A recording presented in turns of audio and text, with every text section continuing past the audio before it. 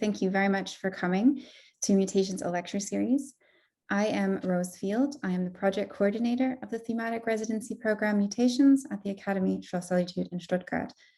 I'm very happy to welcome our lecturer today, Eben Kirksey, on behalf of the director, Elke, who could not be here today.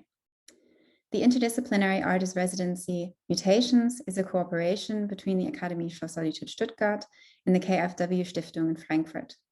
It invites 7 international artists and creative thinkers to engage with the topic of mutations through immersive group labs and discussions.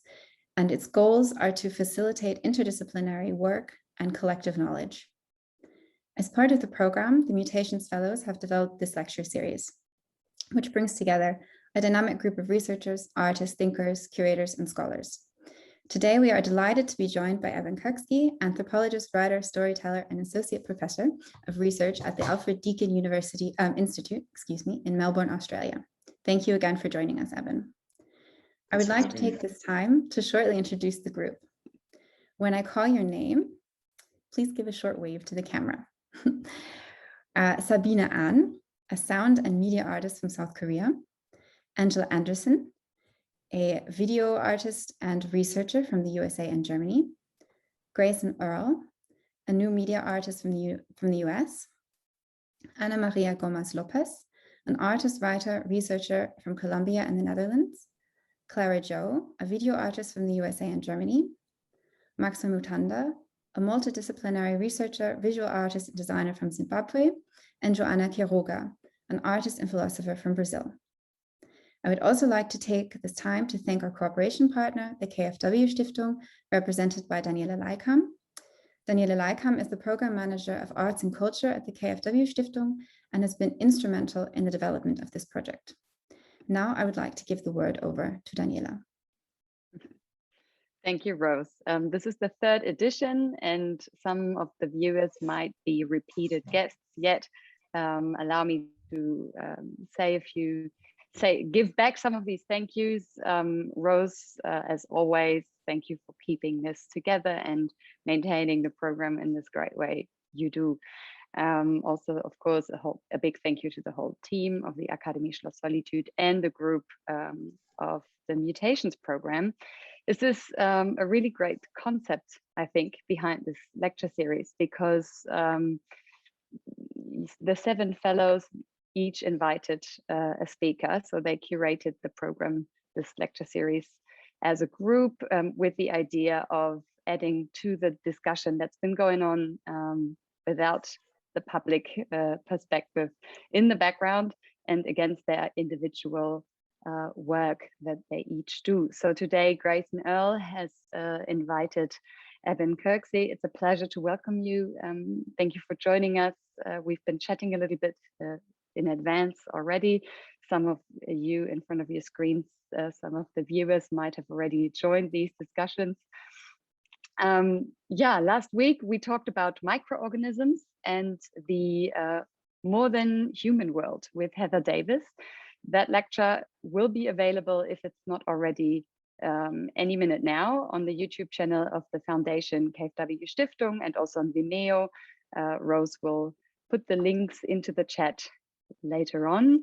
So you're all invited to check these former editions of the lecture series, and we will build up to the links as we go along. Eben Kirksey today will talk about, or will basically pose a question: who owns the future of gene editing is what we'll be starting this discussion today. And I'm really much looking forward to today's talk. I'll hand on to Grayson. Thank you, Grayson, for introducing our guests. I'm really looking forward to hearing everything and the discussion. Thank you. So it is also my pleasure to welcome Eben to this discussion. I've known Eben for a long time and have been following his work, ever since. And Eben Kirksey is an anthropologist who specializes in science and justice. In academic circles, Professor Kirksey is perhaps best known for his work in multi-species ethnography, a field that situates contemporary scholarship on animals, microbes, plants, and fungi within deeply rooted traditions of environmental anthropology, continental philosophy, and the sociology of science. Currently, he is associate professor at the Alfred Deakin Institute in Melbourne, Australia. He is currently writing a new book about the coronavirus pandemic and runs the weekly multi-species coronavirus reading group that is free and open to the public. And I will paste that URL into the chat now for everyone in case anyone wants to join that. And with that, I give it over to Eben. Thanks so much for having me. I'm gonna fiddle with the slides and begin.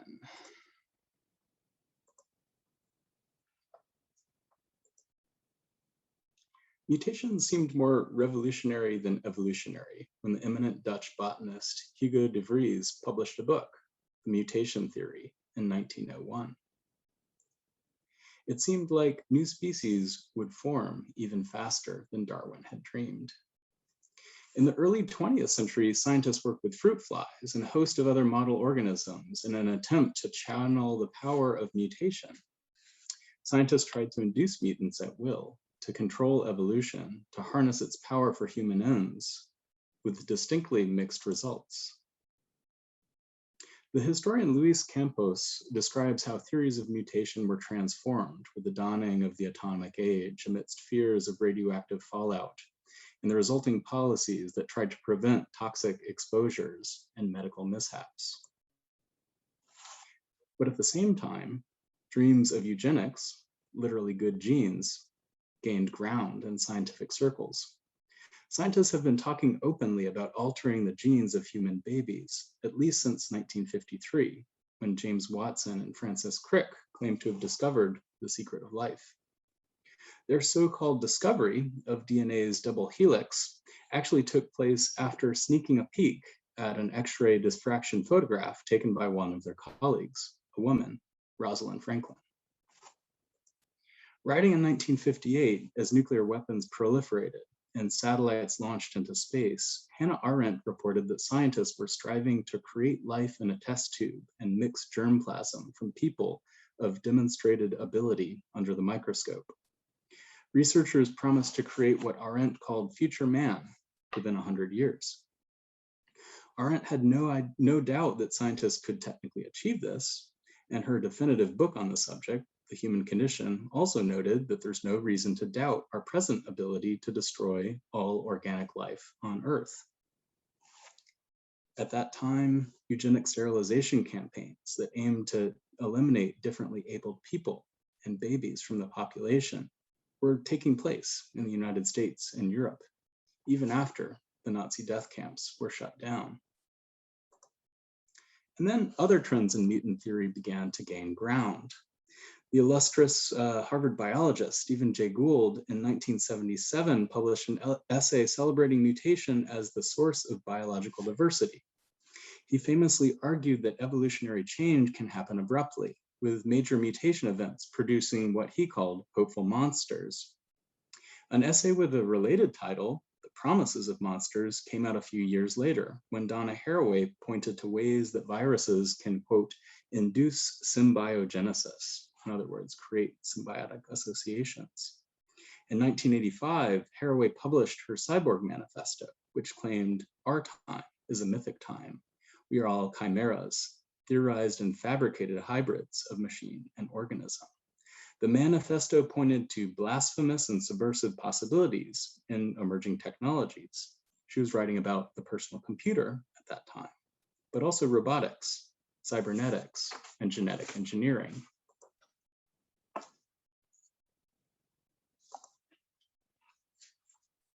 I happened to be in Hong Kong, checking into a hotel when these dreams of channeling the power of mutation arrived in historical reality. A guy who was staying in the same hotel, Dr. He Jiankui, a Chinese scientist from across the border in a megacity called Shenzhen, had just released some YouTube videos minutes before. Two beautiful little Chinese girls named Lulu and Lala came crying into the world as healthy as any other babies a few weeks ago. So I was basically in Hong Kong to speak at a summit on human genome editing alongside Dr. He and many other scientists who were active in the field. The summit had been called to deal with the power of a new tool called CRISPR. Basically, CRISPR is the latest and cheapest technique for engineering genomes. You can use a lot of different metaphors for talking about how CRISPR works. The dominant one is editing, that you can, it sort of implies that you can go into the human genome, go into DNA, and kind of rewrite the code of life, letter by letter, line by line. If you make a mistake, just move the cursor back and rework the sentence. It also implies that you can cut and paste, but it really doesn't work that way. I think another metaphor describes it better. If you think about drone warfare, if you think about the ways that you can give GPS coordinates to a drone that might send Hellfire missiles at a particular target, you know that sometimes it does hit the target, but sometimes it takes out the wedding party. And what CRISPR does is basically create this damage in the genome and rely on the cell to repair that damage. Each time one of these targeted hits happens in the genome, the cell basically stitches the DNA back together. CRISPR basically grabs the DNA double helix and produces a break. But each one of those breaks is different.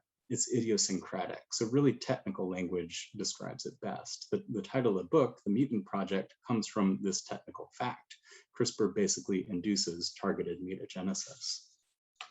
So I traveled to mainland China after this conference in Hong Kong. And in China, where I'd been working for a number of years, I knew that he wasn't alone in trying to use CRISPR to remake life itself. I visited this facility called BGI, a gene bank that aims to collect every single human being on Earth, their whole genome. And they also aim to quickly move from the work of genomics, that's reading the genome, into the realm of synthetic biology to basically redesign life. While I was in mainland China, I also visited many of the institutions that supported Dr. He's controversial experiment. This was the hospital that gave him ethics approval to go ahead and create the world's first genetically modified children. This same hospital has a plastic surgery clinic where clinicians are actively remaking race. So they're performing Asian eyelid removal surgeries. They're performing skin lightening treatments.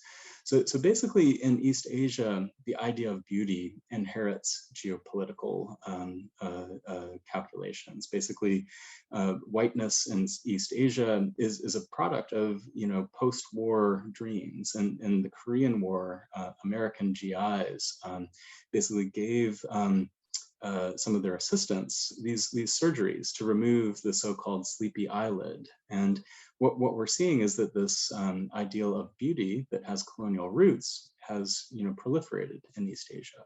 So this book that I've written, The Mutant Project, explores the ethics and values that are at play in these centers where gene editing is entering the clinic.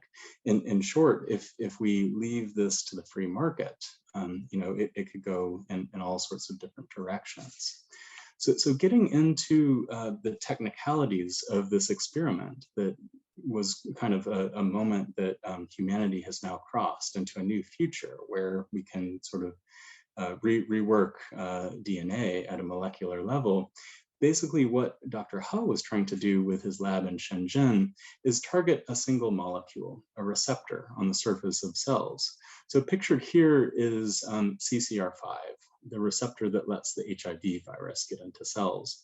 And Dr. He saw a technical problem. He had a hammer. He had this new genetic engineering tool called CRISPR, and he saw a nail. He knew that there were people walking around in the world who naturally lack the CCR5 receptor. They have mutations that basically have a disabled receptor. So he was trying to mimic those mutations in these two children, Lulu and Nana.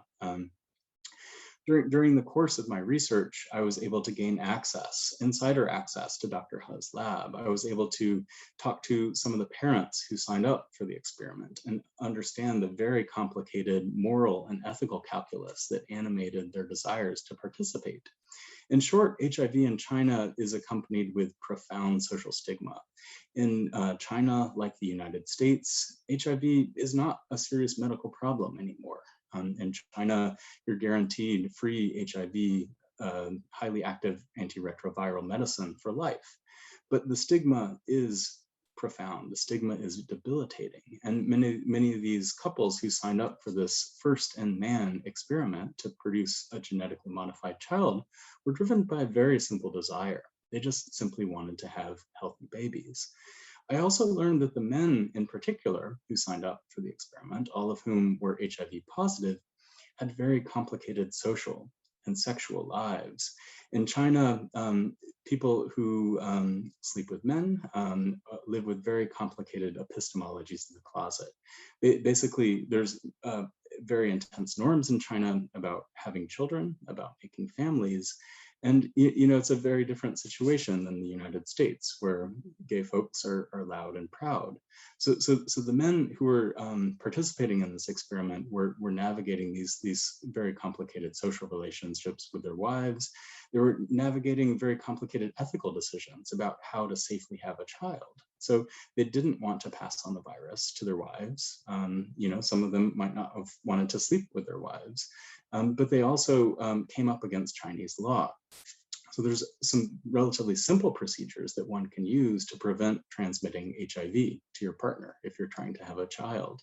You can use in vitro fertilization, basically removing the eggs from someone, injecting the sperm into the egg under a microscope, or you can do a much simpler procedure called sperm washing. That basically just involves spinning sperm in a centrifuge, taking out the semen and leaving, taking out the gametes, the sperm, but leaving the semen behind along with viral particles.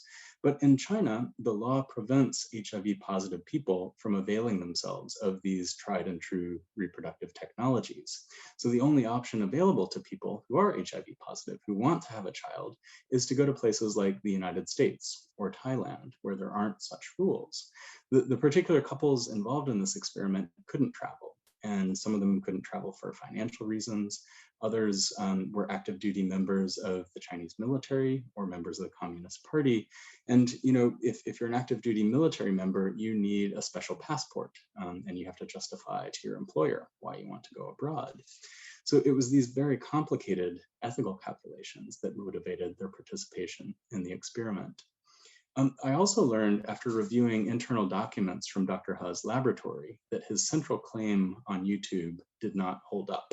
He claimed that these two babies were as healthy as any others. And in fact, they were born very prematurely. So when that video was posted on YouTube, when we were all gathering in Hong Kong for this international summit to deliberate about the future of genome editing, the babies, one of them was actually in a neonatal intensive care unit. And at this point, there have been 3 children born from the experiment, and their health and well-being at this point is relatively unknown. Basically, Dr. He's experiment was animated by the values of capitalism, by the innovation economy. He did his PhD at Rice in Texas. He went on to a postdoc in Silicon Valley at Stanford. And he was recruited back to Shenzhen, a place that styles itself as the innovation center of China. It very much embraces the ethos of Silicon Valley, which is move fast and break things. Disruptive innovation is celebrated there. And now, what this experiment has produced is a reckoning in Chinese society. After that moment in Hong Kong, when that YouTube video went viral, when millions of people were watching as the results of the summit were unveiled, basically it was a moment in China where different values collided, where sort of members of the Communist Party old guard who valued prudence and caution, doing the right thing at the right time, came into conflict with new party leaders like President Xi, who has called for disruptive innovation, the sort of innovation that will displace the status quo of Western modernity with an Asian future.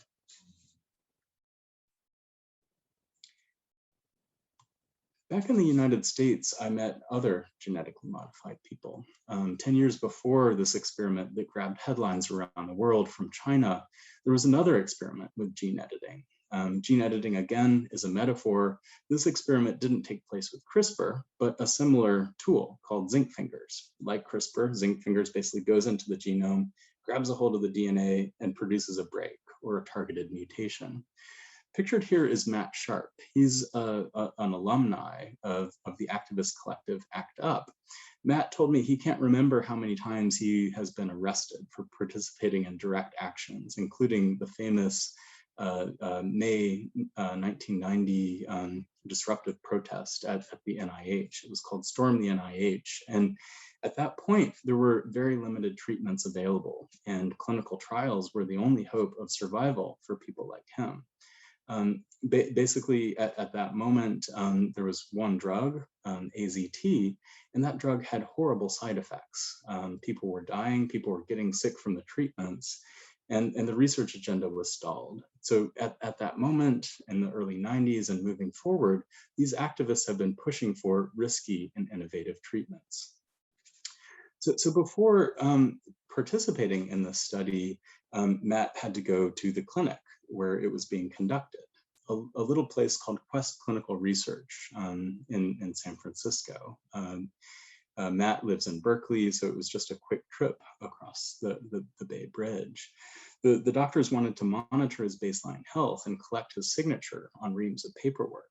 During the informed consent process, a step required by US law for every human experiment, the staff discussed the medical and social risks with Matt Sharp. If he agreed to have his DNA altered, he risked living with social stigma. He told me, they actually walked me through how to respond if someone said, "Ew, you have some kind of weird mutant cell in your body." As he signed up to become one of the first edited people alive, he was not worried about confronting these wider fears in society about mutants. Speaking technically, he already had altered DNA. The HIV virus integrates itself into the human genome. As a loud and proud gay man, Sharp was not afraid of combating stigma. HIV activists like Matt Sharp have struggled for survival in a complex moral landscape, much like the mutants of classic Marvel comic books. They forged alliances with people who are not essentially good or evil, but learned to switch sides as circumstances changed. HIV activists, much like X-Men, have found moral certainty through battles with government agents, corporations, and scientific researchers who did not always have their best interests in mind. Unholy alliances made between people with conflicting interests and values allowed for a livable future. So it was two Jewish American men who created X-Men in 1963 as a parable about civil rights. If you look at the original X-Men movie, it opens with a scene from Auschwitz. As Nazi soldiers separate a Jewish boy from his parents at the gate of a death camp, metal fences violently twist and crumple.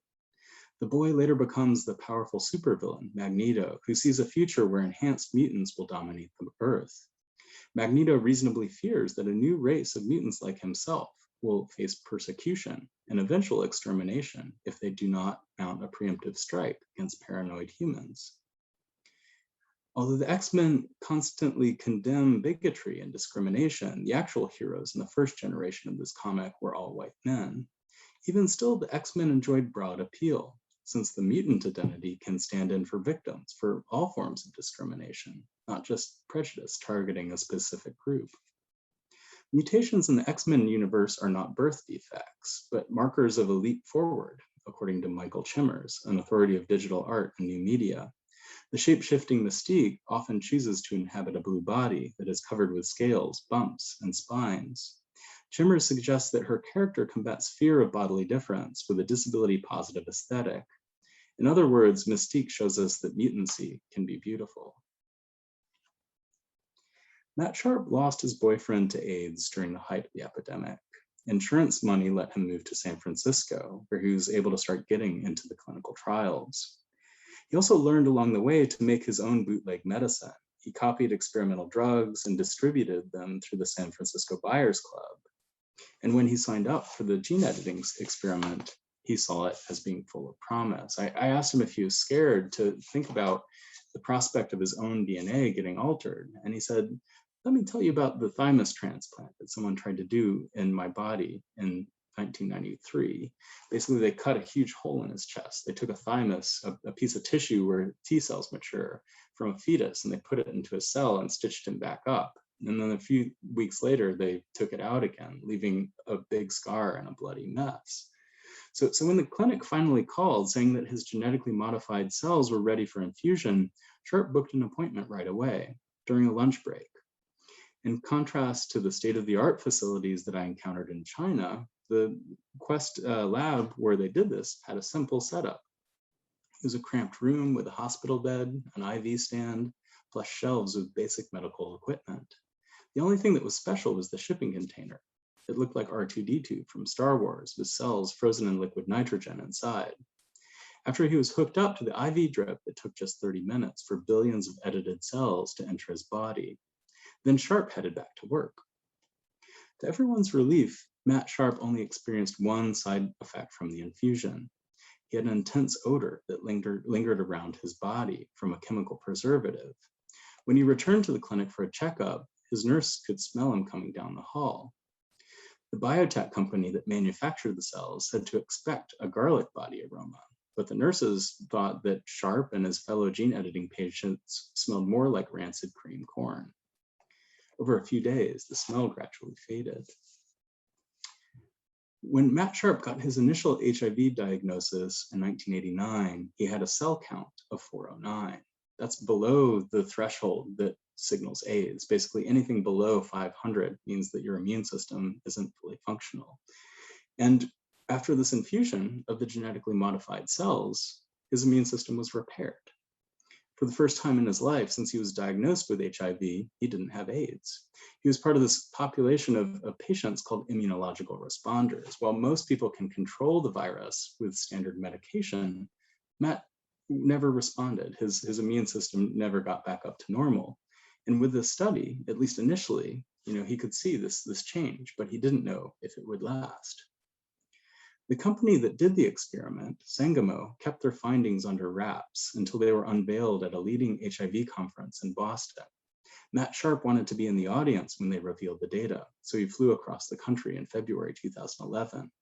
When they presented a slide with the key results showing a significant and lasting increase in T cell numbers for the patient in the study, the audience members gasped. It was the first time in my mind, Matt Sharp told me, that I realized I was going to make it. I realized that the virus wouldn't kill me. So with those findings, the stock prices of Sangamo shot up. They made $1 billion in market capitalization.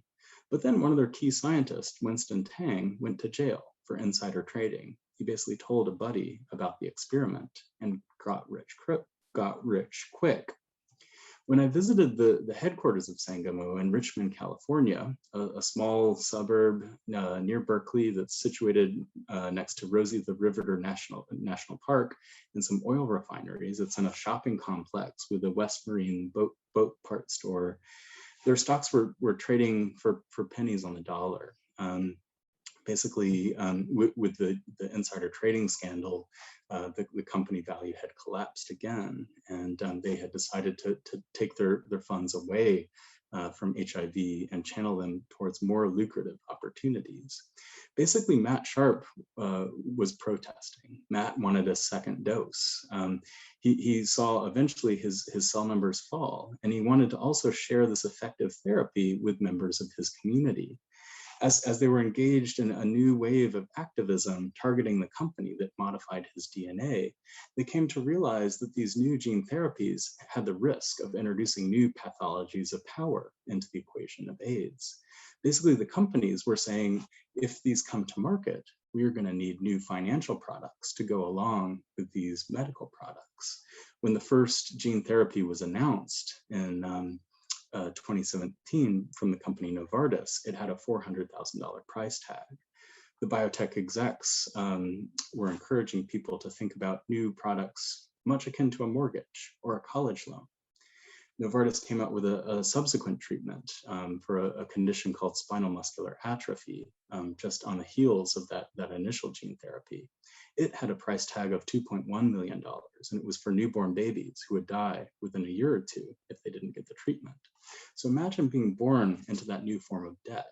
Imagine becoming a mutant with that, that legacy of a new kind of capital that is emerging around you.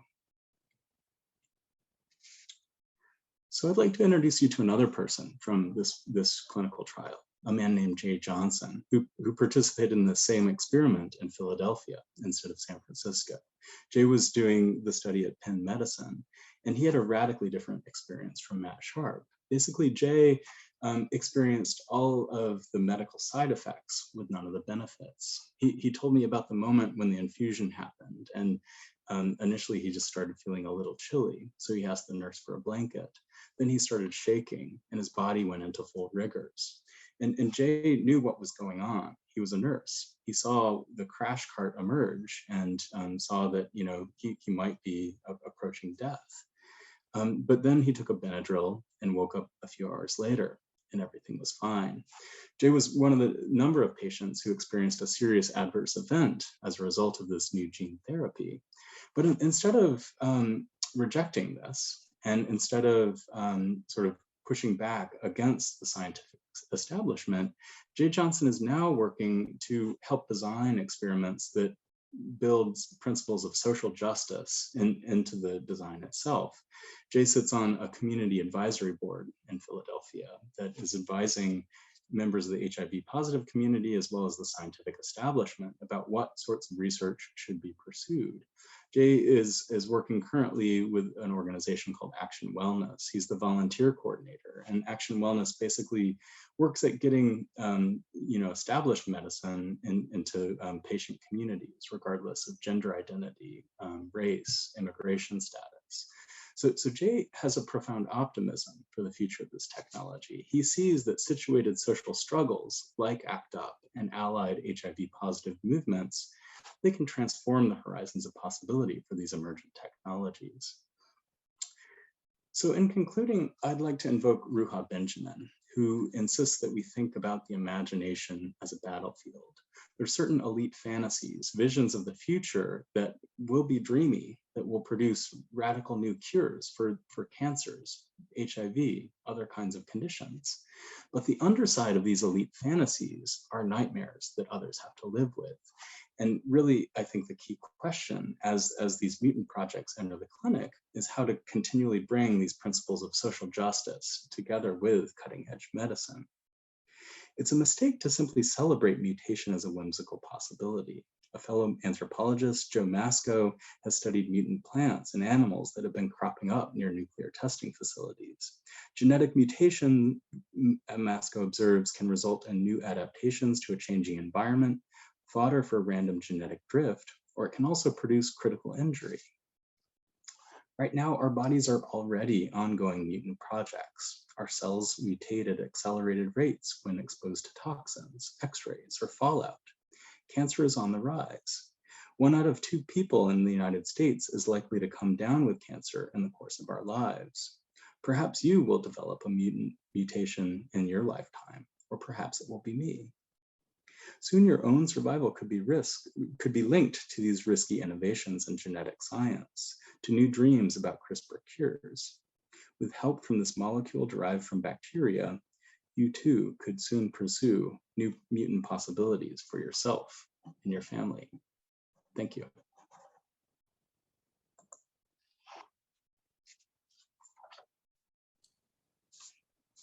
Thank you so much for that.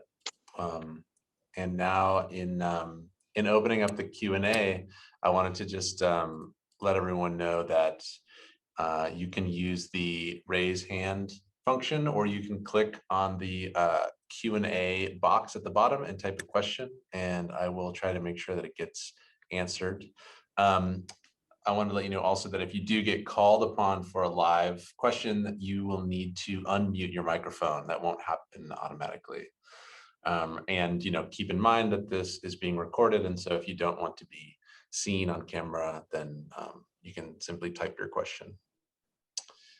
So please, let us know. And first, we'll give a sort of Zoom applause for Eben.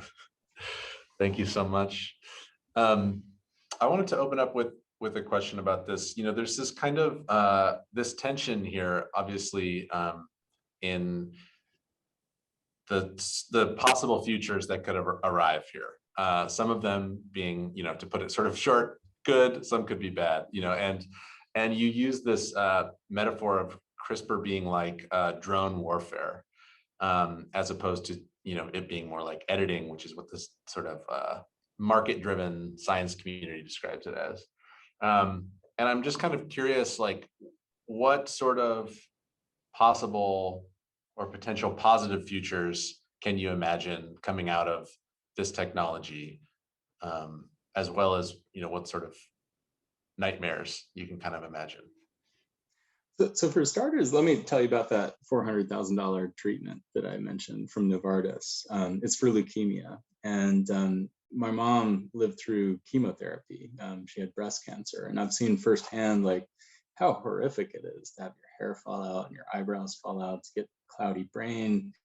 Chemo is an old technology and it should be retired, as these new techniques come online. Basically, these leukemia treatments are taking T cells and genetically modifying them so that they're more effective and seeking out cancer cells and killing them. And the side effects at this point don't seem to be too bad. You lose your population of B cells. It's another part of the immune system. But otherwise, you can lead a normal, healthy life. We don't know for sure if it's a cure to cancer. I mean, the biotech marketplace is very quick to celebrate this as like one and done. But, in talking to Lisa Wilkins, the mother of one of the children who volunteered for this experiment, she refuses the language of cure. She's seen her child go through many so-called remissions only to have the disease erupt again. But in talking about her participation in that trial and the new price of this drug, she was wondering if she had to mortgage her house to participate. So that's kind of the underside. That's the nightmare, living at what cost? And, I'd also like to maybe throw some whimsical gestures into this and suggest that we don't let medicine colonize the possible futures of these technologies. There's a long history of disagreement in the disabled community about what constitutes a medical condition and what constitutes normal biological variation. So you could imagine this tool being used to induce new kinds of mutagenesis and new kinds of hopeful monsters, to play with that word from Stephen Jay Gould. But one of the other characters who I profile in the book, a biochemist and disability theorist named Gregor Wolbring from Canada, he questions whether or not society is going to be able to live with the monstrous effects of technological and scientific mistakes. So Gregor's body was produced, which is, his body is very different than ours. It was produced as a result of thalidomide, a drug that some women in Germany took for morning sickness. And as a result, his hands and arms and legs look very different than ours. And Gregor's the first to say, I like who I am. I like my body. I like what this drug has done to me, and the question is, can we choose differently abled futures for ourselves, for our children? Gregor will say things, he gets around by crawling sometimes. He also has all kinds of wheelchairs and fancy contraptions, but he's very comfortable getting around by crawling. And he'll say things like, I don't want to walk, I don't want to be normal, but I might want to fly. So, I think we can engage with tools like this to refuse a simple framing by the medical sciences as, a technology to make us normal, a technology to eliminate biological diversity. But we might think about the promise and peril of, some of those early 20th century dreams of channeling the power of mutation and, opening up surprising mutant possibilities for humanity. And what are some of those other possibilities, some of those things that have been proposed as edits to the genome that might be in our near future? So one risk is that we all dream the same dreams, right? And some of the dominant dreams are like, I want to have big muscles and run really fast and, and enhance my body. And there are genes that I chronicle in the book that could do that, like knock out myostatin.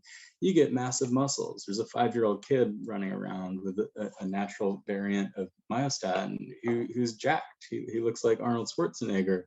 But if you knock out myostatin, you're more likely to have a heart attack. You could take out the gene for EPO and give yourself enhanced endurance. I find other more subtle mutations more interesting. I engaged with a hacker collective called Ascendance Biomedical, and they identified this mutation that would enable you to see millions of new colors that other people can't see. There's some people who already have this condition. It's called tetrachromacy. Basically, mothers of men who are colorblind have an extra receptor on their eyes that is different from the rest of us. So they're able to see all these colors that the rest of us are blind to. So I'm curious about that. And, there's risks, right? We don't know, what kinds of risks emerge as we induce some of these kinds of changes. But, we're already living with a multitude of risks. And, the question is, do we want to embrace some of these experimental possible futures for humanity? Yeah, that does seem like one of the more interesting applications of something like this, opening up sensory perception. I remember reading about this shrimp that has 16 different color receptors as opposed to our 3. And I would be very curious to perceive the world that way.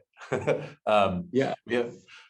We have a question from the audience, from Angela Anderson, fellow Mutations Research Group member, fellow here at Academy Solitude.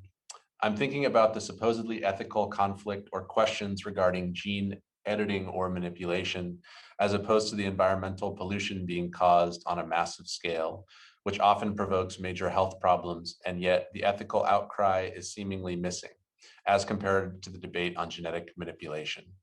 Do you have thoughts on this? So the concluding chapter of the book engages with Donna Haraway, one of my mentors. I did my PhD under Haraway at Santa Cruz. And basically after doing all this field work in China with ACT UP activists and other people who volunteered for the experiment, I sort of went for a long conversation with Donna to kind of get her take. So Donna's written some surprising speculative fiction of her own recently, the Camille stories, where she's thinking about the sorts of risks that we might take with our own bodies and our own children that might be beneficial, not to the environment in a broad, undifferentiated sense, but to particular species. So in her story, she talks about ways that we might genetically modify children to be more like monarch butterflies, so that they might do the care work in multi-species worlds to keep those butterflies in the world. Ultimately, it's a long intergenerational story of failure. These particular children fail to keep monarch butterfly populations alive. They go extinct amidst, fragmented habitat, amidst widespread pesticide use and emergent diseases. But, it gets us thinking differently about how risks are distributed in future worlds. What sorts of risks might we be willing to embrace to better distribute, things in the rhetoric of multi-species justice. I'm thinking about justice with a new project that I'm doing in collaboration with some of my former graduate students, Sophie Chow and Karen Bolander, where we're thinking about possibilities of justice in these worlds, not in terms of legal framings, but sorts of direct actions and interventions that we might do to create proposals for livable futures with other kinds of life. So I think, embracing risky changes to our own genomes, to our own bodies, is going to be an interesting ethical problem that is going to kind of unflatten these flat divides that conventional Christian bioethicists have drawn in the world. The convention in thinking about these kinds of experiments is that you draw the line between the experiments that are done in adult bodies, like the one that I talked about with Matt Sharp and Jay Johnson, and the experiments that are done on future generations, like with Lulu and Nana. I think the experiment that Dr. Ha did had profound ethical problems with it. This guy went to jail after conducting the experiment, and he went to jail because he created some harm in the lives of these patients. And but the logics of justification that are narrowly constrained within a medical idiom, I think, are limiting our horizons in terms of values and ethics. So I think at the same time, we need to find out ways of doing some of the complicated collaborations and antagonistic politics, but also the co-optive politics that ACT UP has taught us to do. Like, how do we leverage the power of these technologies, of these corporations, to do the things that we want? That's kind of what the ACT UP struggle is all about. And there's been a ton of failures along the way. And this story about Sangamo is ultimately a story of failure. They were using these willing HIV patients to test out the technology that they're now developing for other lucrative applications. But that doesn't mean the struggle for an HIV cure is over. It doesn't mean that new innovative work can be done. So I think we need to recognize people like Jay Johnson and Matt Sharp as moral pioneers, and also these couples in China. These couples in China who are living with the intense stigma of HIV. They engaged in some very risky pioneering work by volunteering for this experiment. So I think decentering the power from the science labs and redistributing it in social movements, I think is the way to go as we figure out how to embrace these technologies. And I think it's critical that these social movements also think about environmental values about multi-species justice as we're contemplating shared futures in a damaged world. Yeah, that's very interesting, because I was going to ask about this. Yeah, what sort of ways around, just having the free market kind of dictate everything you can imagine, but you answered this with this sort of like making sure there's a direct line of communication between, activist movements and the decisions that get made, in medical sciences and so on. I'm kind of curious, you mentioned that you're working on a new book about the coronavirus pandemic. And actually, I'll pause for a second while I'm saying this. I just want to make sure that everyone knows that you can type in the Q&A box or in the chat if I'm somehow not seeing a raised hand icon or something, which is possible. But please go ahead and ask your questions. So you're working on this new book about the coronavirus pandemic. And, it's kind of, there was a series of coincidences involved here. One is that we in the Mutations group found out about our participation like a year and a half ago. And then, you were writing this book on mutants a little bit before that, around the same time or whatever. And now we find ourselves in this moment where Mutations, of course, has taken on this entirely new meaning or weight or something. And I'm just curious, your thoughts on that and what sort of like import the pandemic had, on the Mutant Project book and vice versa. Yeah, in thinking with viruses, which the experts understand as mutant clouds or swarms, is really an opportunity to decenter, this idea that humans have mastery and control over the world, over non-human life. So the old story, like you follow Martin Heidegger, who insisted, the stone is without a world, animal is poor in world, the human is world forming. That thesis totally breaks down in this pandemic. We've had the whole modern world system disrupted by a previously unknown viral strain. And right now I'm interested in ways that we might think about agency that's distributed, agency at a molecular level, as viruses get into cells and disrupt stable processes. So thinking about the virus not as a stable thing, but as a living process that comes alive and becomes distributed inside of cells, that produces new kinds of proteins and, surprising cellular reactions, like exploding chromosomes that result in these nets that are going around in people's blood veins. These are causing blood clots and then ground glass opacities, but also panning out to think about agency as it gets amplified by processes of capital accumulation, acceleration, and global flows. So, we're living in this era of mediated agencies, and I think it cycles back.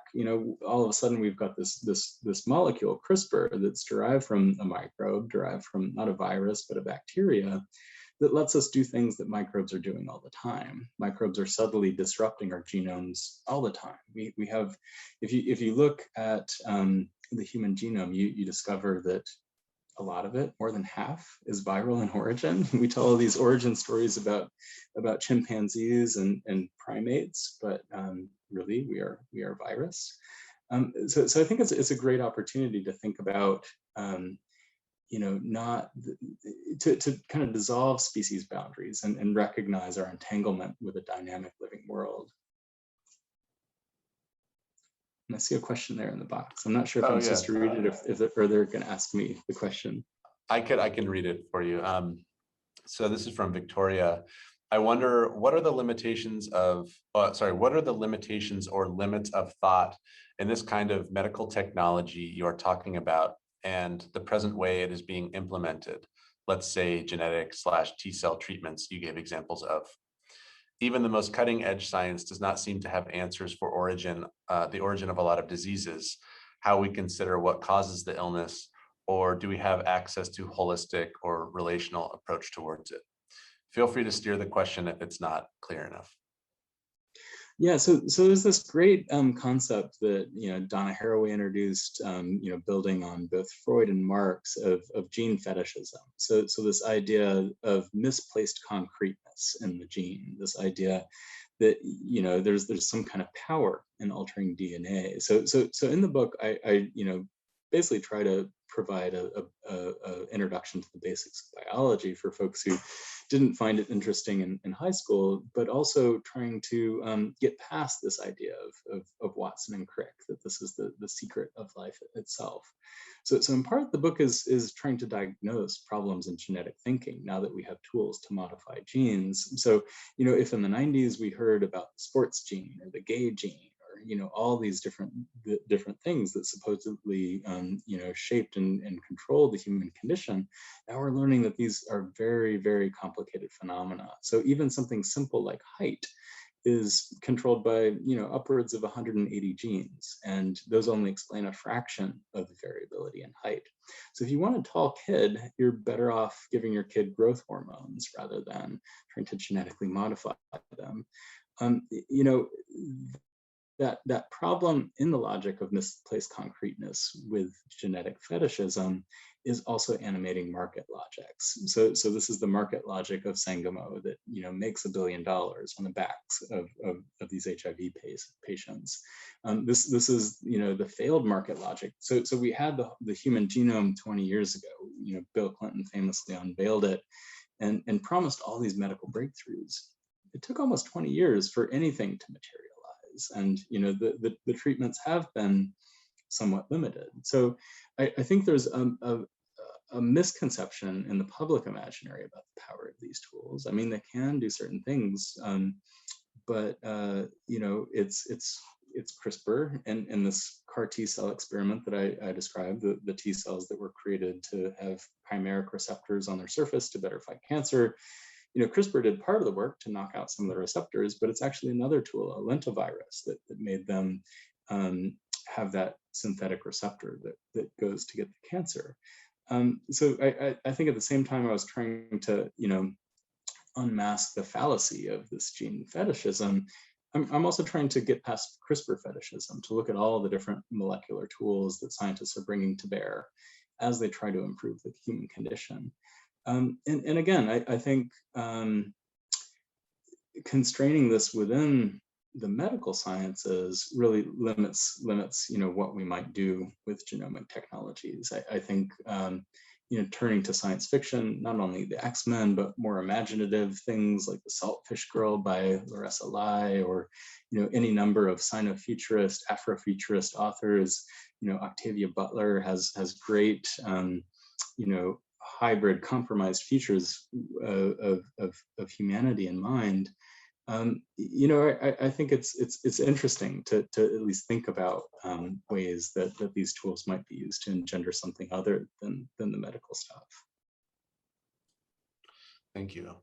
I have another question. This one's from the chat. In the book, you speak about the time you took a CRISPR course. It seems that the regulations about who could gain access to this information and this power are or were pretty lax. But how could you suggest creating regulations that aim to protect, but also allow for widespread availability and access?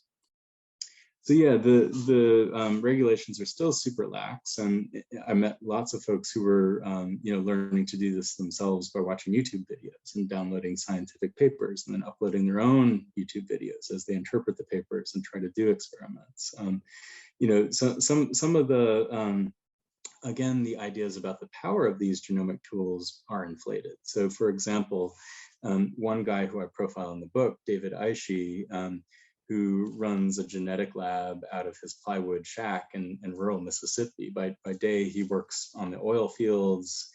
By night, he does these genetic engineering experiments and also breeds basically attack dogs.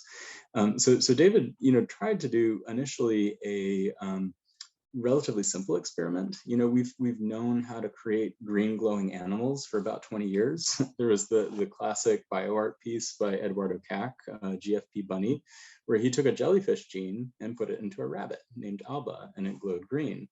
And David was basically just trying to replicate, something that has been done in the art world, something that has been done in scientific laboratories, just as a routine matter, of course. You stick the GFP gene in to make something glow to see if your other trans gene, was along for the ride. David failed to create green glowing puppies. He wanted to create green glowing puppies, and then he was going to use that to bankroll some more humanitarian projects. He tried to create an HIV cure, also didn't work. And then his other self-modification experiment was trying to not target myostatin, which I talked about a little bit ago, but another molecule called follistatin, which some bodybuilders are taking as supplements. But he basically did something similar to these mRNA technologies that the Moderna vaccine and the other corona vaccines are doing. Introduce a little bit of genetic material into chromosomes, or in this case, is a little different from the mRNA. mRNA gets chopped up pretty quick by your cellular machinery. They were trying to create more stable sort of extra chromosomes in cells called mini circles. And David thought it was working. He was doing limited workouts. He said he was eating like a pig, like whole lasagnas, family-sized lasagnas, and he was losing body fat and gaining muscle. So he thought his follistatin experiment was working. All along the way, he was taking blood samples, and then at the end, he ran the blood samples, and it turned out there was no elevated follistatin in his blood. So it was the placebo effect. So that's a long-winded way of saying that in the public imaginary, in hacker communities, the idea of the power of these technologies is pervasive, but it's actually hard to get things to work. So the labs that are able to get things to work often have teams of postdocs and PhD students and major multi-million-dollar grants.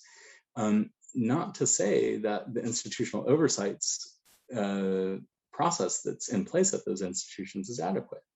And that's also not to say that these kinds of experiments are taking place all over the world. So about a year ago, when the controversy from Dr. Aha was still raging and roundly condemned by the scientific community, calling for a moratorium, I popped into Google one day. It'd be interesting, somebody do this now, IVF, CRISPR, baby.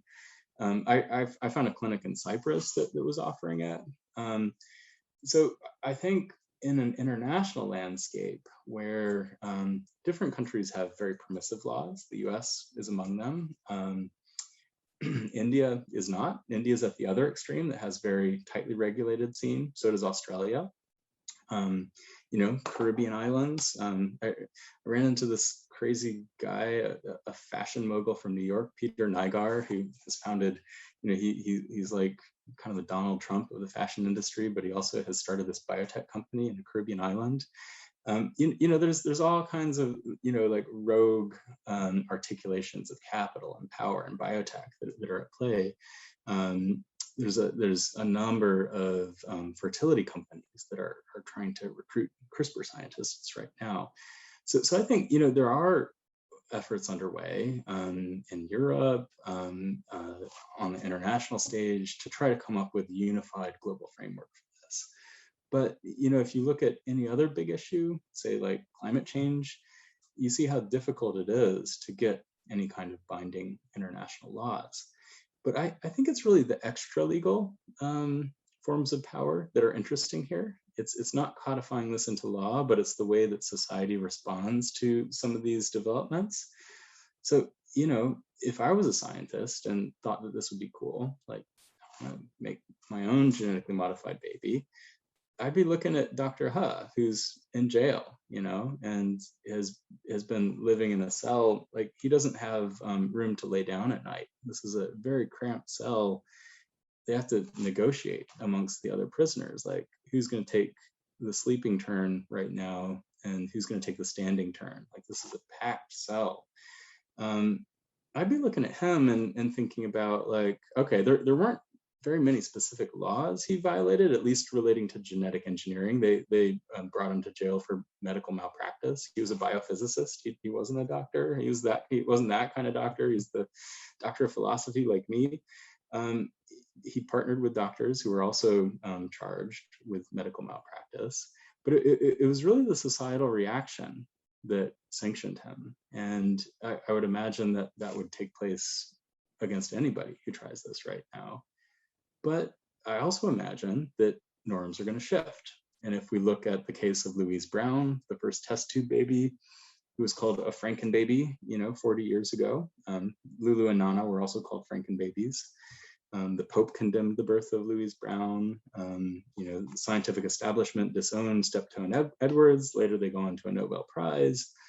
You know, norms shift. So now we have hundreds of thousands, millions of folks. There's probably some of you who are listening now who are the products of IVF. And, you know, like, let's think creatively past, you know, the controversy, to think about what futures we want to embrace and what we want to impose. So again, returning to Ruha Benjamin, the imagination is a battlefield. And we have to think about which futures are worth imagining and which are worth fighting for. Thank you. If you don't mind, I want to honor your time, but I also have a couple of questions in the Q&A. Do you have a few more minutes to stick around? For sure, yeah. Okay, great. So the first is, speaking from within the pandemic and from a multi-species perspective, the already existing and future coronavirus mutations are to an extent mutations pointed at us.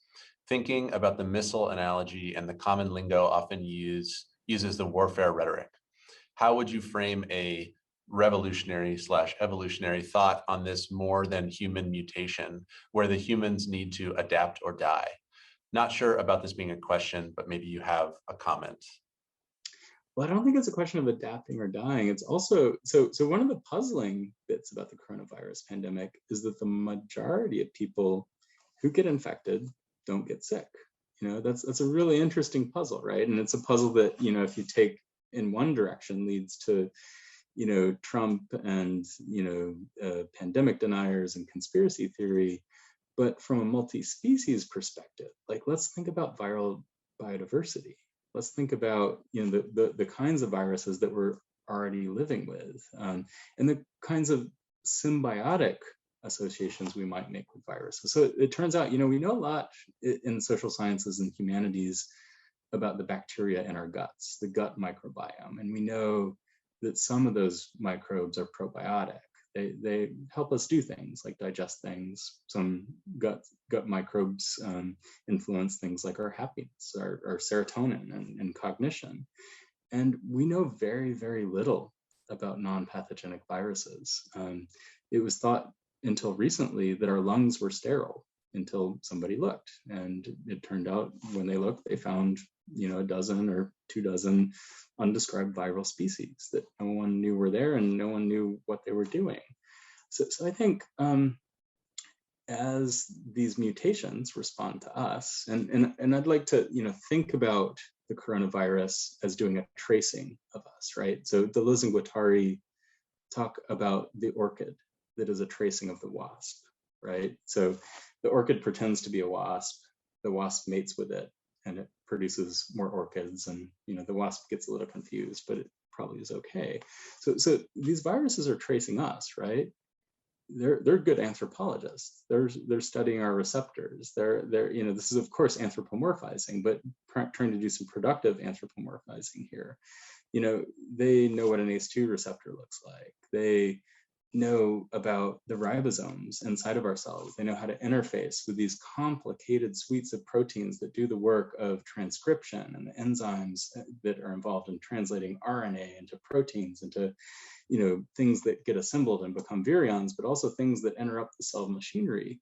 So, how are we already being disrupted and detoured by these viral processes? How are we already responding to the viruses that are responding to us? And I turn again to HIV activists. I turn to an artist friend, Caitlin Berggren, who does some amazing work with hepatitis C. She got the infection as a little kid with a blood transfusion, and she's done some great experimental artworks about living with viruses, about getting past the military metaphors to think about practices of living with, about caring for yourself, caring for she's got this great piece called Life Cycle of a Common Weed, where she makes this what she calls a pathetic political gesture to dandelions. Dandelions she takes as medicine for her hepatitis C infection. And as a gesture in reciprocity, she feeds these dandelions with her blood and creates these microcycles of matter and meaning. So, what kinds of new symbiotic possibilities can we live with? We don't want the coronavirus, but it's here.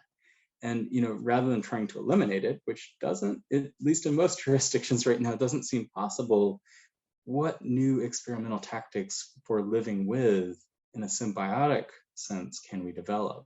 Some of those might be multi-species tactics. If we can't eradicate, what new experimental practices of living with can we develop? Great, thank you. So there's two more, and then I'll cut it off. One is, I would like to pick up on Angela Anderson's question, wondering how you think about a multi-species ethics, or with a more materialist approach, perhaps more of a transcorporeal ethics, and how could, for instance, the unequal and intergenerational vulnerability to pollution be acknowledged? Perhaps this is a rather small differentiation, but your talk really carved out the innovation economics. And I'm trying to imagine a anthropo-decentered ethics along your lines of thinking. Wow, there's a lot there. Maybe just picking up on one thread about these intergenerational legacies of pollution, and I would also build on Anthony Ryan Hatch's work. So Tony Hatch has been doing some great work on the proliferation of metabolic disorders. His book called Blood Sugar looks at an epidemic of diabetes that has been taking place in African American communities, not as a result of toxic exposures, but as a result of inequalities built into the food system. And I'm really interested in ways that those kinds of, systematic structural violence targeting communities of color, targeting structurally marginalized people, are leaving molecular signatures. And it turns out in the coronavirus pandemic, if you have diabetes, you have more ACE2 receptors, you're a more hospitable host for the virus. As your body's trying to respond to the metabolic dysfunction of diabetes, you make more ACE2 because it makes your blood vessels dilate. And so, your question also is about generosity, and it's also about, maybe thinking with Ross Diprose about the forms of corporeal generosity we might develop in multi-species worlds. It's hard to think outside of the necropolitical war that's happening right now. The mass violence that's taking place amidst the pandemic. There's the direct violence with George Floyd and the trial that's happening right now, but then there's also the ways that the infrastructures of living have been sabotaged for some kinds of people, but also many others in multi-species worlds. So you know, I see that pathetic political gesture of Caitlin Berggren, feeding the weed with your own blood. Like, that's one form of corporeal generosity, but there's a lot of others. And, you know, it's, I think, an open question for each of us, a personal and political question about who to live with, but also who to love. Like, in this era of extinction, when there's, you know, a mass extinction event sweeping the planet, who to love becomes a question of futurity and survival for kinds of life that are being vilified, targeted for destruction. So yeah, lots in there, but, you know, just drawing parallels to the ways that certain kinds of life is classed as vermin and is killed. And, you know, there's all kinds of indirect, symbolic, and structural violence being waged against some kinds of people. You know, be they queers, be they people of color, be they, you know, non-masculine bodied. And thinking about the ongoing violences, I think is part of my response to what you're asking here. Thank you. And one final question. You spoke a bit about this, how economic inequity and so on, you know, affects the possible futures here, but put differently, and maybe it's good to circle back to the title of the talk, you know, who owns the future of gene editing, is this question. Living in a world with deep inequalities, how can we understand this CRISPR future any different? That considering that the more wealthy countries and companies tend to be the ones with more resources to develop this technology. So I'd point to Michel Desserteaux, who talks about anesthetics of poaching. And, you know, he developed the idea of poaching in the context of elite literary texts. He invites you as a reader to intrude on text as a reader and make it your own. And, you know, I see the hacker communities and the artists doing interesting poaching work in the domain of biotechnology. I'd point to, you know, some early luminaries like the Critical Art Ensemble with Steve Kurtz and Beatrice da Costa, doing the work to expose dominant forms of biopolitics, you know, the calculations about who is made to live and who is let to die, but also derailing them and re-articulating them. So creating new tactical biopolitical articulations. I think that's the name of the game. And I think this is the realm where social justice activists can come together with hackers, with artists, to bring these new futures into being. Great. That's a really great note to end on as well, as I'm sure many of us consider ourselves activists and hackers and, you know, cultural producers and so on. So I just want to thank everyone for asking your questions. And of course, thank you, Eben, for joining us. This has been like such a pleasure to have you with us and to hear about your work. And I look forward to the next book as well. Did you have any parting shots for the audience before we close it?